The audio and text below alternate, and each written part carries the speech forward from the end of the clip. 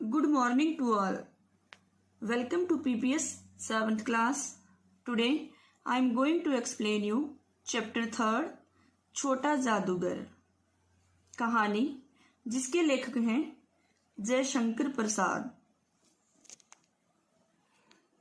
Carnival के मैदान में बिजली जगमगा रही थी। चारों ओर हंसी और विनोद का कलनाद गूंज रहा था। कलनाद होते मधुर ध्वनि। उस छोटे फुहारे के पास एक लड़का चुपचाप शरबत पीने वालों को देख रहा था। उसके गले में फटे कुर्ते के ऊपर से मोटी सी सूत की रस्सी पड़ी थी और जेब में ताश के कुछ पत्ते थे। उसके मुंह पर गंभीरता के साथ धैर्य की रेखा थी। धैर्य, धीरज। उसकी ओर न जाने क्यों मैं आकर्षित हुआ। उसके अभाव में भी कुछ संपूर्णता थी। मैंने पूछा, क्यों जी, तुमने इसमें क्या देखा? मैंने सब देखा है। यहाँ चूड़ी फेंकते हैं, खिलौनों पर निशाना लगाते हैं, तीर से नंबर छेदते हैं। मुझे तो खिलौनों पर निशाना लगाना अच्छा लगा। जादूगर तो बिल्कुल निकम्मा है। निकम्मा का अर्थ है जो किसी काम का ना हो। उससे अच्छा ताश का खेल तो मैं दिखा सकता हूँ, उसने बड़े जोश से कहा। उसकी वाणी में कहीं रुकावट ना थी। वाणी का अर्थ है आवाज, रुकावट, बाधा। मैंने पूछा, और पर्दे में क्या है? वहां तुम गए थे? नहीं, मैं नहीं जा सका, टिकट लगता है। मैंने कहा, तो चलो, मैं वहां तुम्हें ले चलूं। मैंने मन ही मन कहा, भाई, आज के तुम ही मित्र रहे।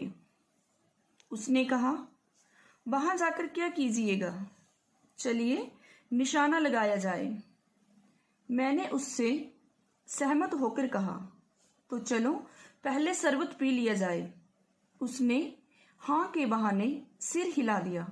मनुष्यों की भीड़ से जाड़े की संध्या भी वहां, संध्या का अर्थ है शाम, गर्म हो रही थी। हम दोनों शरबत पीकर निशाना लगाने चले। राह में ही मैंने उससे पूछा, तुम्हारे घर में और कौन कौन है? माँ और बाबूजी। उन्होंने तुम्हें यहाँ आने के लिए मना नहीं किया? बाबूजी जेल में हैं। क्यों?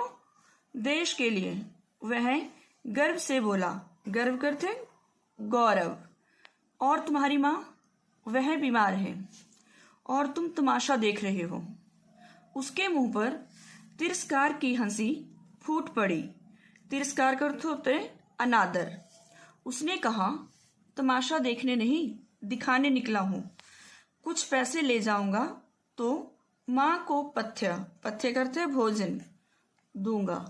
मुझे शरबत न पिलाकर यदि आपने मेरा खेल देखकर मुझे कुछ पैसे दे दिए होते तो मुझे तसल्ली हो जाती। मैं आश्चर्य से उस 13-14 वर्ष के लड़के को देखने लगा। हाँ, मैं सच कहता हूँ बाबूजी, माँ बीमार है, इसलिए मैं नहीं गया। कहाँ? जेल में। जब कुछ लोग खेल तमाशा देखते ही हैं तो क्यों ना मैं दिखाकर माँ की दवा करूं और अपना भी पेट भरूं। मैंने दीर्घ निश्वास लिया। दीर्घ अर्थ होता है लंबी या बड़ा, निश्वास सांस। चारों ओर बिजली के लट्टू नाच रहे थे। मन व्यग्र हो उठा। व्यग्र का अर्थ है बेचैन।